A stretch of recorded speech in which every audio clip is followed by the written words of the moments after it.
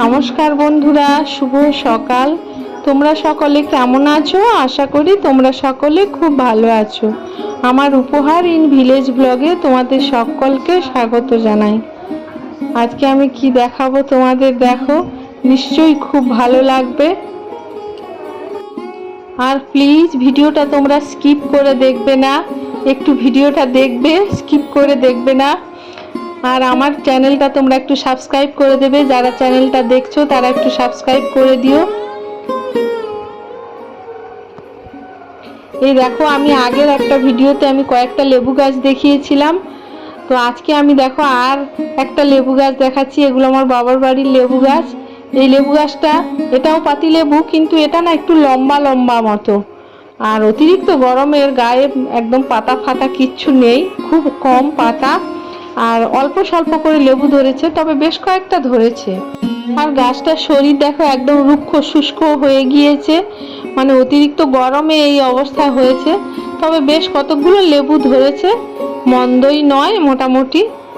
তো চলো এবারে কোথায় নিয়ে যাচ্ছি। এই দেখো একটা জামরুল গাছে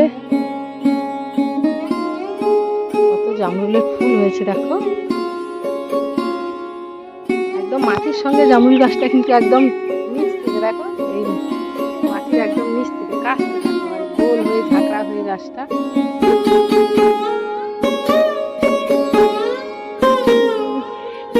বৃষ্টির অভাবে সব এই ফুলগুলো সব ঝরে ঝরে পড়ে যাচ্ছে। ওই অনেক ফুল সব ঝরে ঝরে পড়ে গিয়েছে, শুকনো হয়ে গিয়েছে।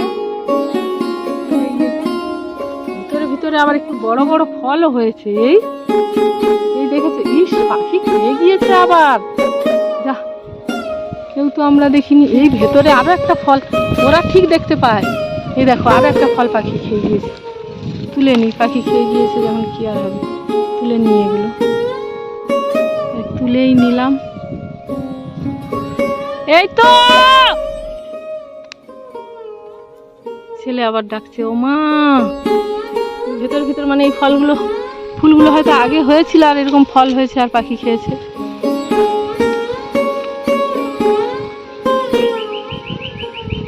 এই ভেতরে আরো বড় ফল আছে, এই দেখো, কিন্তু এটা এখনো পাখি খায়নি, থাক। এই দেখো, এই একদম মাটির কাছে এই হয়েছে, এগুলো এখনো পাখি দেখতে পায়নি। চলো তোমাদের আর একটা জায়গায় নিয়ে যাচ্ছি, সেখানে কি দেখাবো চলো এবারে।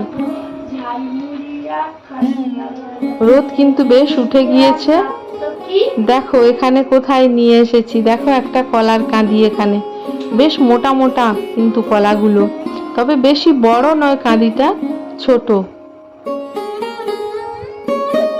তো এই ঝাড়ে আর কলার কাঁদি নেই, এই একটাই কাঁদি ছিল, তোমাদের দেখিয়ে দিলাম।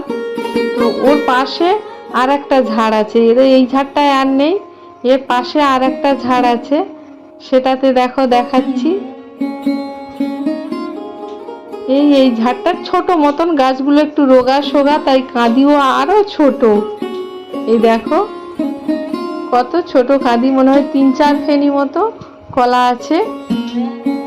এই আর একটা কাঁদি পড়েছে এখানে, তবে কলাগুলো বেশ মোটা মোটা, কিন্তু ছোট হলেও কাঁদি, তবে কলাগুলো মোটা। আর দেখো এখানে একটা কলার কাঁদি, এটা একদম জলের কাছাকাছি, পুকুরে দেখো একদম ঢাল হয়ে পুকুরের ওই একদম পাড়ের নিচের দিকে গাছটা হয়ে আছে, আর ওই বাঁশ দিয়ে ঠেকা দেওয়া আছে, আর ওই কলার কাঁদিটা একদম পুকুরের দিকে হেলে আছে। এটাও বেশ মোটা মোটা, দেখেছো কত মোটা মোটা কলা। আর এটা আর একটা কাঁদি, এটা কিন্তু পাড়ের ওপরের দিকে আছে, আর এটা সিঙ্গাপুরি কলার কাঁদি। তাহলে কতগুলো কলার কাঁদি দেখাচ্ছি, দেখো। তো সিঙ্গাপুরি কলার কাঁদিটা কিন্তু খুব বড় নয়, ছোটখাটো কাঁদি, কিন্তু কলাগুলো বেশ মোটা মোটা, শক্তপোক্ত আর কি চেহারাটা। আর এটা বেশ পাড়ের ওপরের দিকে গাছটা, এ আর পুকুরে নুইয়ে নেই।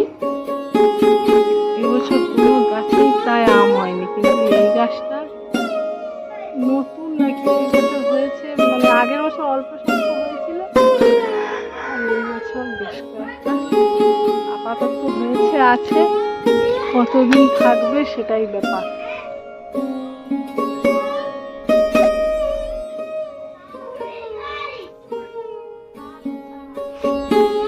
গাছে আম দেখতে পাচ্ছি, আর কোনো গাছে আম নেই। এই দেখো এই গাছ ফাঁকা, আর এরকম প্রচুর গাছ আছে, ফাঁকা কোনো আম নাই।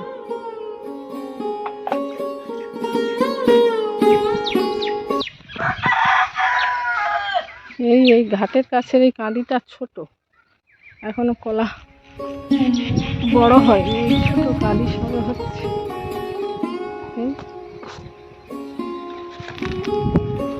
বুঝতে পারছো, কাঁচকলা।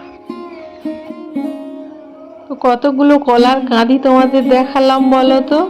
অনেকগুলো কলার কাঁদি পরপর পরপর পড়েছে, খুব বড় নয়, তবে বেশ অনেকগুলোই। আর এই এখানে আখ গাছ দেখো, একদম বাঁশের মতো লম্বা হয়ে ওপরের দিকে উঠেছে। এখানে পাশাপাশি দুটো ঝাড় আছে। আর এই একটা দেখো, একটা আম গাছ, এর কোনো আম নেই, গাছ আছে কিন্তু আম নেই, মানে এবছর সমস্ত আম গাছই এরকম ফাঁকা ফাঁকা।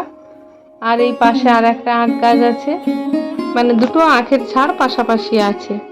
আর এই দেখো পেঁপে গাছে কিরকম পেঁপে পেকে আছে, 4টে পেঁপে পেকে আছে দেখা যাচ্ছে, দেখো কত সুন্দর লাগছে না? কিন্তু পারতে হবে পেঁপেগুলো। আমার মা পেঁপেকে পেকে বলে দিয়েছে, হে হে। তো আমি পেঁপে পেঁপে বলতে গিয়ে পেকে বলেছি, তো আমার ছেলে বলছে তোমার কিন্তু ওটা রাখতেই হবে, আমি বলবো আমার মা এটা বলেছে। তো বাধ্য হয়ে আমাকে কথাটা রাখতে হলো যে আমি পেঁপে বলতে গিয়ে পেকে বলে ফেলেছি। আর দেখো এবারে চলে এসেছি তোমাদেরকে নিয়ে আনারসের বাগানে। বাগান ঠিক নয়, মানে অনেকগুলো আনারস এখানে লাগানো হয়ে আছে, আর অনেকগুলো আনারসও ধরেছে। শুধু জলের অভাবে বেচারারা কি অবস্থা দেখো, লাল রুক্ষ শুষ্ক হয়ে এই অবস্থা, কিন্তু আনারস অনেক ধরেছে জানো তো। আর এত সুন্দর দেখতেও হয়েছে, পরপর অনেকগুলো আনারস ধরেছে, তার পাশ দিয়ে আবার ছোট ছোট ফুল ফুল মতো সব বেরিয়েছে। দেখো কত আনারস বেরিয়েছে গরমের সময়।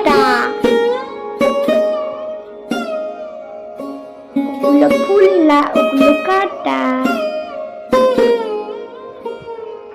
তো আনারসের সাইডে এরকম ছোট ছোট কি বেরিয়েছে,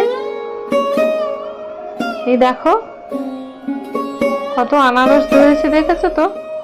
প্রকৃতির কি অপরূপ সৃষ্টি দেখো, প্রকৃতি কি করে জানলো যে কোন সময় কোনটা প্রয়োজন। আমি তোমাদের কত রকম ফল দেখালাম বলো তো, আম, কলা, জামরুল, লেবু, আখ, তারপরে এই আনারস। কিন্তু এই কলা আর পেঁপেটা ধরো সারা বছর পাওয়াই যায়, আখটাও সারা বছর পাওয়াই যায়, কিন্তু এই মানে গরমের সময়, মানে মানুষের প্রচণ্ড গরমে যে কষ্ট হয় এত, এই সময় ঠিক রসালো মিষ্টি ফলগুলোই পাওয়া যায়। তুমি ধরো আমার এখানে তরমুজ দেখাইনি, ছিল না তাই দেখাইনি, তো তরমুজ পাওয়া যায় এই গরমের সময়, তারপরে লিচু, তারপরে ঠিক এর আরেকটু পরের দিকে কালো জাম, ওটা পাওয়া যায়, তারপরে আর এখন পাওয়া যায় পাকা আম। ঠিক গরমেই এই রসালো মিষ্টি ফলগুলো পাওয়া যায়। এই আনারসটা ঠিক এর পরে পরে পাওয়া যাবে। এই যে পাকা কাঁঠালটা, সেটা কিন্তু এখন হয় না, ওটা একটু বর্ষার দিকে হয়, ওটা কিন্তু গরমে হয় না। তো ভাবো প্রকৃতির কি অপরূপ সৃষ্টি বা অপরূপ দান। মরশুমি ফসল ঠিকই, মরশুমি ফল, যে মরশুমের জিনিস মরশুমেই খেতে হয়, কিন্তু প্রকৃতি ঠিক সেইভাবেই তৈরি করে দিয়েছে যে কোন সময়ে কোনটা লাগবে, তো সেই অনুযায়ী সব কিছু তৈরি হচ্ছে। আর আমাদেরও প্রকৃতির সঙ্গে তাল মিলিয়ে চলতে হবে, তাহলে আমরা ভালো থাকবো। তো আমার আজকে এই কথাগুলোই বলার ছিল আমার ভিডিওর মাধ্যমে। তো আমার ভিডিওটা যদি তোমাদের ভালো লেগে থাকে তাহলে প্লিজ প্লিজ লাইক, শেয়ার এবং সাবস্ক্রাইব করে দিও।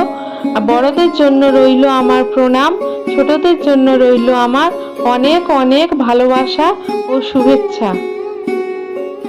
আর সত্যিকারের কিন্তু ওই মরশুমের ফল বা ফসল মরশুমেই খেতে বেশি ভালো লাগে। তোমাদেরও নিশ্চয়ই তাই লাগে, একটু কমেন্ট করে জানিও প্লিজ। কমেন্ট করে জানালে বুঝতে পারবো তোমাদেরও আমার সঙ্গে একমত। তো আজকের আমি এখানেই আসছি, টাটা।